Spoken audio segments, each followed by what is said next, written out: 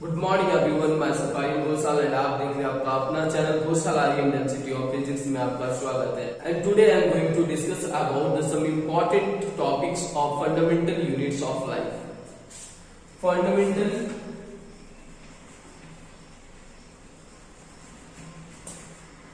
Units of life.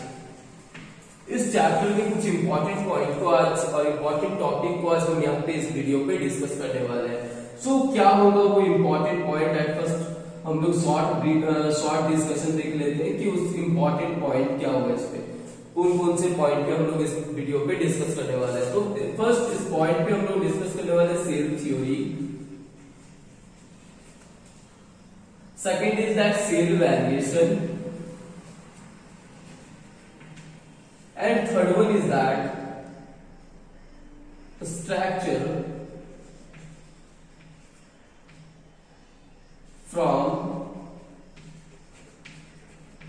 which seal is made of। किससे cell बना है, ये तीन चीजों का हम लोग डिस्कस करने वाले हैं, तीन टॉपिक पे। अगर आपने फंडामेंटल यूनिट्स ऑफ लाइफ के फर्स्ट वीडियो को नहीं देखा है तो ऊपर आई बटन पर क्लिक करके आप देख सकते हैं, वो मिलेगी सेल की पूरी discussion, cell discovery, living cell discovery and all the things about cell and how it is discovered, everything you can found in from the first video. तो आप ऊपर आई बटन पर क्लिक करके उसे देख सकते हैं। So let start the cell theory. At first हम डिस्कस करेंगे किसको, सेल थ्योरी को। सेल थ्योरी क्या है, what is cell theory? At first we will discuss about cell theory. So what is cell theory? Cell theory क्या है? So it is a theory, it is a theory in which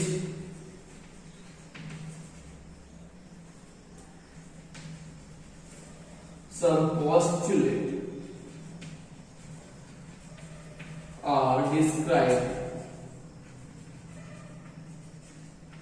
or given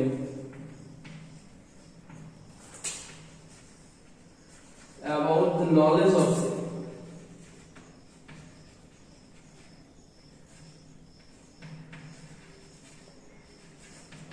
इसमें actually क्या दिया गया है कि इस theory में, सेल थ्योरी जो है वो एक ऐसा थ्योरी है जिसमें सेल के बारे में सारी नॉलेज दी गई है कि सेल कैसा हो सकता है, उसकी क्या मतलब पोस्टुलेट्स है उसको दिया गया है। So we can see that different types of postulates, हम लोग पोस्टुलेट्स को देखेंगे।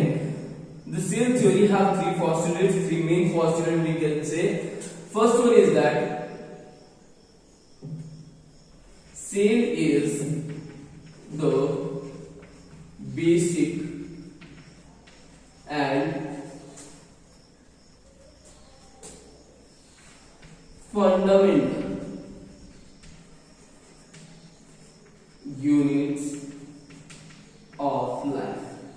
फर्स्ट जो थ्योरी है वो क्या है? फर्स्ट थ्योरी जो सेल की है वो है cell is the basic and fundamental units of life. इसका क्या मतलब होता है? Basic and fundamental units of life का मतलब क्या होता है?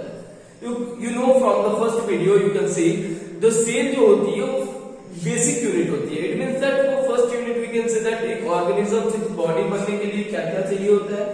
सेल से मिलकर बनता है टिश्यू, टिश्यू से मिलता है ऑर्गन, ऑर्गन से ऑर्गन सिस्टम, इस तरह से काम करता है। तो cell is the basic unit, ये बेसिक यूनिट है। और ये फंक्शनल यूनिट क्यों? फंडामेंटल और functional unit, you can say that functional unit, functional unit. Functional unit क्यों?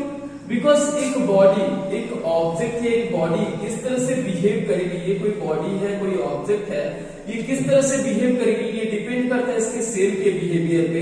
इसका सेल का क्या फंक्शन है? All the cells will function together and then the object can and then the body can be functioning. So it means that क्या होता है कि एक सेल जो मतलब फंक्शन करेगा वही डिपेंड करेगा कि उसके बॉडी या ऑर्गेनिजम्स किस तरह के फंक्शन करेंगे, उस पर डिपेंड करता है। ठीक है, तो cell is the basic and functional unit of life, first. Second जो पोस्टुलेट है, सेकंड पोस्टुलेट है आपका, second postulate is that all living organism are made of up of cell. सारे जो living organisms, you can see in the various types of living organisms in the world, all the living organisms are made of by cell. सारे living organisms किससे बने हुए हैं? Cell से बने हुए हैं. तो वही बताता है second postulate, all the living organisms are made of cell. Now third postulate is that, third postulate, all the new cell will form due to pre-existing cell. जो भी सेल होंगे, जो भी नए cell, you can see that many types of new cell will be formed and all the new cell will be formed due to the pre-existing cell. वो पहले से जो एक्टिव सेल है उसी से नए सेल बनते हैं. तो you can see that these are the three postulates of the cell theory which is very important according to the exam. क्या है सेल थ्योरी के थ्री postulates? आप फिर से एक बात देख लो, सेल थ्योरी क्या है. So it is a theory in which we can say some postulates are given or described about the knowledge of cell. ये सेल के बारे में बताता है. It is about the properties of the cell. What is the first postulate of the cell? Cell is the basic and fundamental units of life. ये basic and fundamental और we can say that functional unit of life. एक cell का function, एक body का क्या function होगा वो totally depend करेगा एक सेल के फंक्शन पे. उसके सेल के किस तरह से फंक्शन होगी उसी पे डिपेंड करेगा कि उसका ऑर्गन किस तरह से फंक्शन कर रहा है. So and second one is that, second one is all living organisms are made of cell. और सारे लिविंग ऑर्गेनिजम्स जो हैं वो हम various types of living organisms हम जो देख रहे हैं, क्यों? Because of the cell. सारे सेल से बने होते हैं.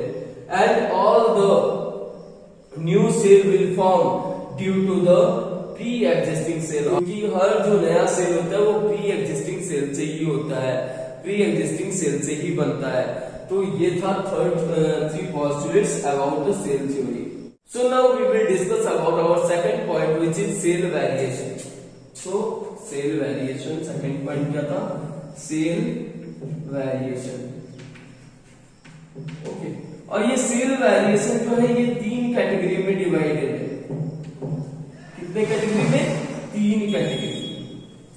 फर्स्ट क्या होता है? Cell number. Second one is that size of the cell, and third one is that shape of cell. ये तीन कैटेगरी में डिवाइडेड है cell variation. So at first we have to discuss about the cell number. सबसे पहले हम लोग किसके बारे में डिस्कस करेंगे? Cell number. See that cell number is not a definite. We can see that lots of types of cell in a object or in a body. It's not finite number of the cells that हम लोग कोई बोल नहीं सकते कि इतना ही number of cell है किसी ऑब्जेक्ट में, या हो सकता है सेल नंबर अलग अलग हो सकते हैं. ह्यूमन में अलग है, आप देख सकते हैं एनिमल्स के सेल नंबर अलग हो सकते हैं, आप दूसरी चीजों में देख सकते हैं. तो सेल नंबर अलग अलग हो सकता है. एंड सेल नंबर के अकॉर्डिंग ऑब्जेक्ट को और ऑर्गेनिजम्स को टू टाइप्स में डिवाइड किया गया. सेल नंबर के अकॉर्डिंग ऑर्गेनिजम्स जो डिवाइडेड है ये टू टाइप्स में डिवाइडेड है. एक तो है क्या? Unicellular,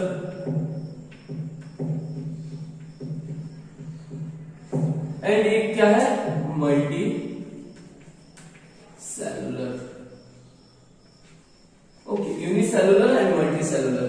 what is the meaning of unicellular and what is the meaning of multicellular? Uni मतलब वन एंड सेलुलर मतलब we are talking about cell. So in which we have to in which we are talking about one cell organisms, then we can say that unicellular organisms. So जिस organisms की हम लोग बात कर रहे हैं, अगर उसमें एक ही सेल से बने होते हैं organisms तो उसे यूनिसेलुलर कहते हैं. अगर किसी organism में एक सेल हो तो वो unicellular. For examples, you can see Paramecium,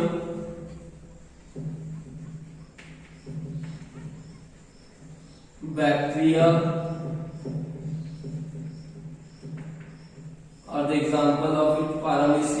bacteria. These are the examples of the unicellular organisms. Now we have to talk about multicellular organisms. In multicellular organisms, we can see that if we will talk about two and more than two cells in organisms exist, then that is called multicellular organisms. अगर किसी भी organisms, किसी भी body या मतलब किसी भी organisms में अगर दो या दो से अधिक सेल होंगे तो हम उसे क्या कहेंगे?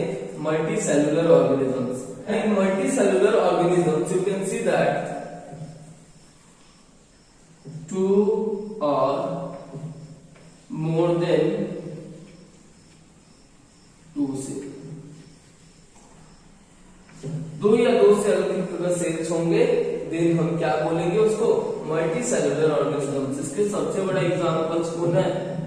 Human being. You can see that in human being there are seven main types of cells, which is that bone cells, muscle cells, organ cells, sperm cell, and nerve cells, fat cells. Seven types of cells, which is known as multicellular. मतलब 7 तरह के cell से बने हुए हैं तो multicellular. ठीक है. So now we have to talk about the size of the cell.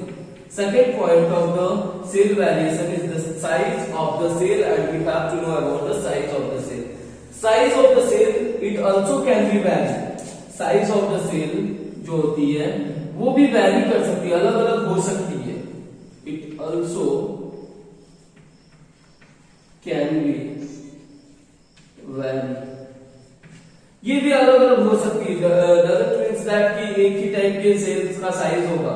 Size अलग अलग हो सकता है. सबसे स्मॉलर जो साइज होती है, smaller in size is smaller in size कौन सा है? तो bacteria, which is that 0.1 to 0.5 micron. And अगर सबसे बिगर की बात करें, अगर सबसे बड़ा सेल का बात करें तो क्या होगा? तो egg of ostrich. Egg of ostrich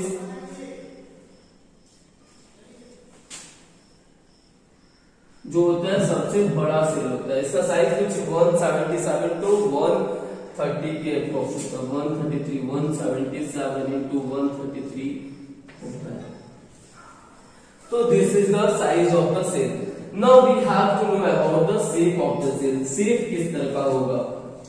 Shape, किसी भी सेल का shape किस तरह से होगा? तो also can vary. We can't say that it is of the fixed shape. It have not a fixed shape. It can be varied according to the organisms, because we can see that whenever we will talk about muscle cells, तो muscle cells किस तरह के होते हैं? इस तरह से होते हैं,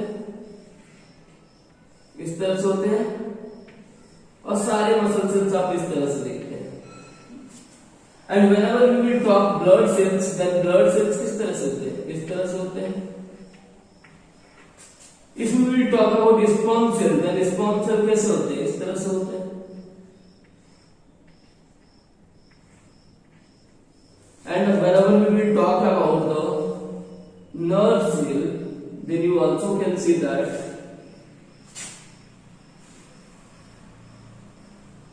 किस तरह होते हैं? इस तरह से होते हैं.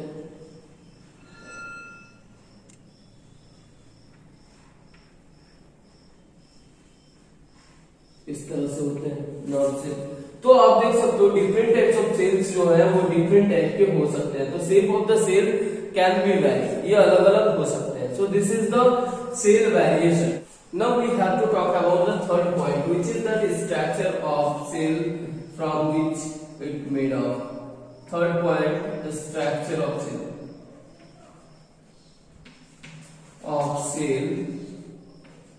From which it made up of. Okay, किससे ये बना होता है, किस तरह का बना होता है, स्ट्रक्चर क्या होता है, उसके बारे में हम डिस्कस करेंगे. तो अगर ये एक सेल है, सपोज दैट हम एक छोटा सा सेल बना लेते हैं. अगर ये सेल है तो इसमें तीन चीजें होती है. बीच में होता है क्या? न्यूक्लियस. ये होता है न्यूक्लियस.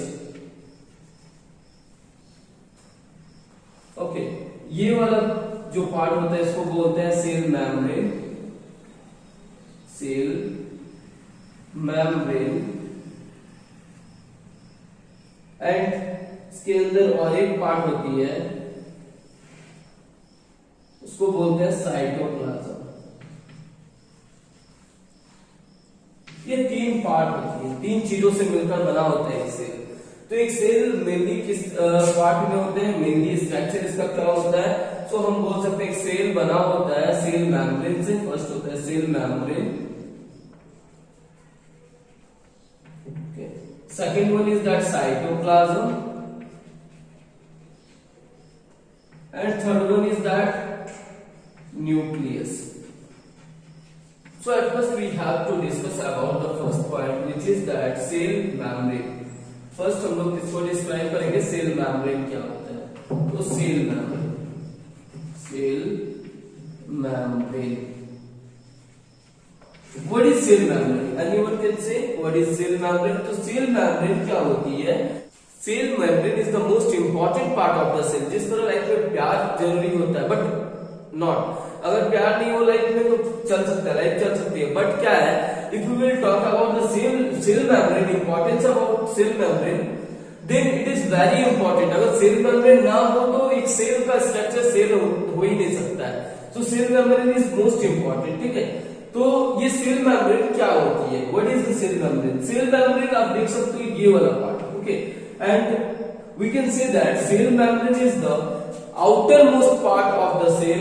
Cell membrane क्या है? Outermost of the part of the cell, and it can separate the content, external content from the cell.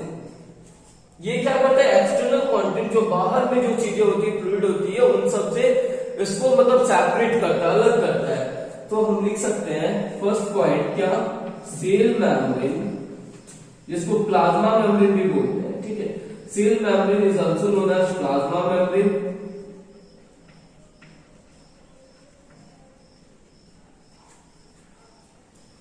Is the outermost part of the cell. Second point, we can say that it separates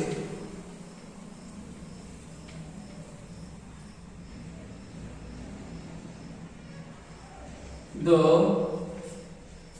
content of the external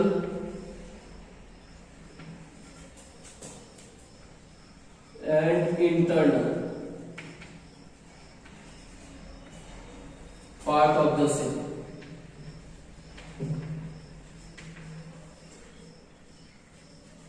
ये क्या करता है? External part and internal part को अलग करता है। अगर ये एक्सटर्नल पार्ट, ये फ्लूइड एक्सटर्नल पार्ट है, ये इंटरनल पार्ट है, तो आप देख सकते हो इसके बीच क्या होता है?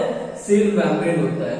ये दोनों को सेपरेट करता है। एक्चुअली ये क्या कर रहा है? दोनों को सेपरेट कर रहा है। And we can say that it protects from the outer part, it protects from the outer part of the cell. तो सेल मेम्ब्रेन क्या कर सकते हैं? Third point we can write cell membrane can protect, और can नहीं, cell membrane protects, actually protect करता ही है। तो cell membrane protects the cell from outer part. Third point क्या है? Cell membrane protects the cell from outer part. इससे outer part से क्या करता है? प्रोटेक्ट करता है। And fourth point we can write, fourth point हम लोग क्या कर सकते हैं? ये क्या कर सकते हैं? सेल मेम्ब्रेन की और क्या खासियत होती है? सेल मेम्ब्रेन ट्रांसफर कर सकता है। आप देखते हो सेल के अंदर जो भी चीजें जाती है या सेल से बाहर निकलती है, तो because of the cell membrane, ये सेल मेम्ब्रेन क्या कर सकती है? Can be transmission of the components. We can write cell membrane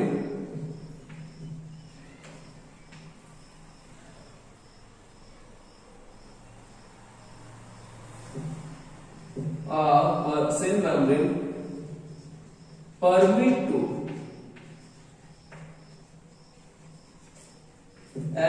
component,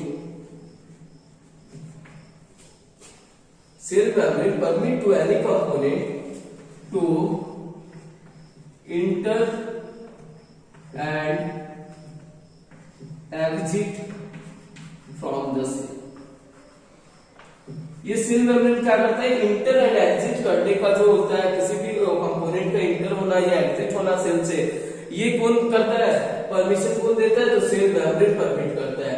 and because of it ये क्या होता है कि ये ट्रांसमिशन करता है, and we can say that movement of all this things in a cell due to the cell membrane, movement of the component of cell due to cell membrane or plasma membrane. Okay, and because of it हम इसको क्या कहते हैं, because of it is called that permeable cell, and because of it is called permeable. Okay, permeable इसके नाम से भी permeable cell के नाम. तो सेल मेम्ब्रेन आप देख सकते हो, सेल मेम्ब्रेन का क्या यूजेस है, सेल मेम्ब्रेन होता क्या है, तो cell membrane is the outer most part of the cell which separates the component of the external and internal part of the cell. एक दूसरे को सेपरेशन करता है. And cell membrane protects the cell from the outer parts of the cell, and also cell membrane are the permit to component to enter and exit from the cell, and movement of the component of the cell are due to the cell membrane or plasma membrane. Because of it, it is called permeable cell. This is the actually cell membrane. Okay, so ये cell membrane की खासियत है, cell membrane इसी को कहते हैं. Now we have to know about the structure of the cell membrane. So हम लोग देखते हैं किस तरह का स्ट्रक्चर होगा, स्ट्रक्चर ऑफ सेल मेम्ब्रेन, और जिसको बोलते हैं क्या, प्लाज्मा मेम्ब्रेन.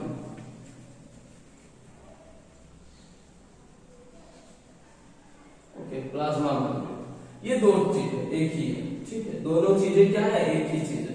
तो हमने क्या कहा, ये अगर सेल है, ये न्यूक्लियस है, तो ये इसका आउटर पार्ट क्या है, सेल मेम्ब्रेन है. बट ये स्ट्रक्चर होता कैसा, एक्चुअली में ये स्ट्रक्चर होता है क्या, तो ये लिपिड बायोस्फीयर होते हैं, ये बोल सकते हैं लिपिड बायोस्फीयर. इसमें जो होता है लिपिड बायोस्फीयर होता है. लिपिड बायोस्फीयर का मतलब क्या, लिपिड मतलब फैट, एंड बायोस्फीयर मतलब two sphere, it means two separation होगा, मतलब we can say that two layer. Biosphere it means two sphere, और इसको और बोलेंगे तो टू लेयर. ठीक है, दो लेयर होते हैं इसमें फैट के.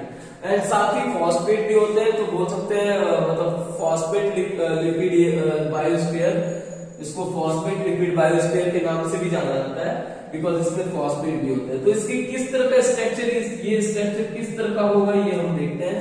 तो एक्चुअली में स्ट्रक्चर किस तरह का होता है, कुछ इस तरह से होता है.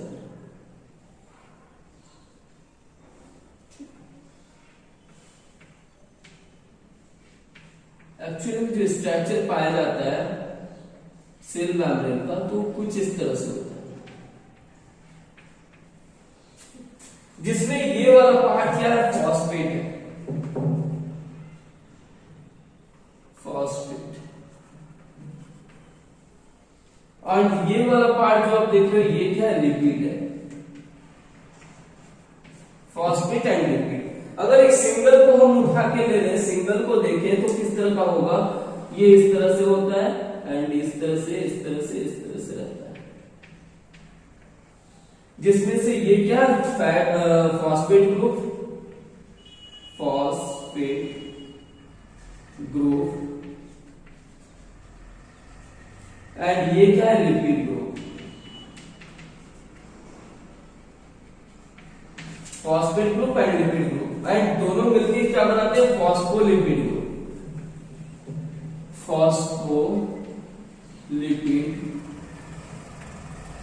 ग्रुप। ये दोनों मिलकर क्या बनाते हैं, फॉस्फोलिपिड ग्रुप। वैसे यही एक्चुअली मेन स्ट्रक्चर ऑफ किसका, structure of the cell membrane और प्लाज्मा मेम्ब्रेन। और इसमें एक्चुअली में क्या होता है, किस तरह का स्ट्रक्चर, और थोड़ा देख सकते हैं हम लोग कि अगर ये इस तरह से रहता है, ये अगर सेल मेम्ब्रेन है और ये इस तरह से रहता है, इस तरह से होता है, ठीक है। तो इसमें ये वाला पार्ट आप देख सकते हो, ये जो पार्ट होगा, ये पार्ट को हम दूसरे कलर से कलर कर देते हैं। ये वाला पार्ट जो है ये फ्लूइड है, it means that external part है, एक्सटर्नल पार्ट में जो फ्लूइड होते हैं वो एक्सटर्नल पार्ट है। एंड इसके अंदर ये वाला पार्ट को फिर से एक सेपरेशन दे देते हैं यहां से, और ये वाला जो पार्ट होता है ये साइटोप्लाज्म, जिसमें आप देख सकते हो ये भी एक टाइप का फ्लूइड होता है इसमें। ओके, सो ये दोनों को सेपरेट करता है कौन, प्लाज्मा मेम्ब्रेन और सेल मेम्ब्रेन जिसको बोल रहे हैं। और इसमें कैसे, एक तो मतलब हमने बताया था, एक पॉइंट बताया था कि इट कैन ट्रांसफर और it can transmit the anything, any component like that carbon dioxide, oxygen का ट्रांसमिशन जो होता है कैसे होता है, by the process of diffusion. ये किस तरह से होता है, by the process of diffusion it can be transfer from inner to outer. Okay, और कैसे, तो by the we can say that by the diffusion, and diffusion किस तरह से डिपेंड करेगा, diffusion will depend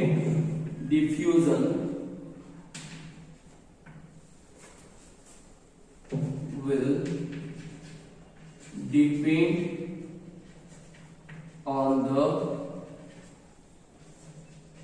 concentration of the fluid component। किस तरह से कंसंट्रेशन होगा, ये high concentration to low concentration जाता है, किधर, हाई टू लो कंसंट्रेशन। ये थ्योरी चलती है डिफ्यूजन में, ठीक है, डिफ्यूजन। और इस तरह से एक कोई भी चीज इसके अंदर आ सकता है या बाहर जा सकता है। This is the structure of the cell membrane. So thank you for watching this video. हमारे आगे के वीडियोस को इसी तरह इजीली पाने के लिए आप हमारे चैनल को लाइक एंड सब्सक्राइब करना ना भूलें। साथ ही आपको हमारे चैनल में मिलता है 8 to 12 किसी भी क्लास के नोट्स बिल्कुल फ्री। So thank you.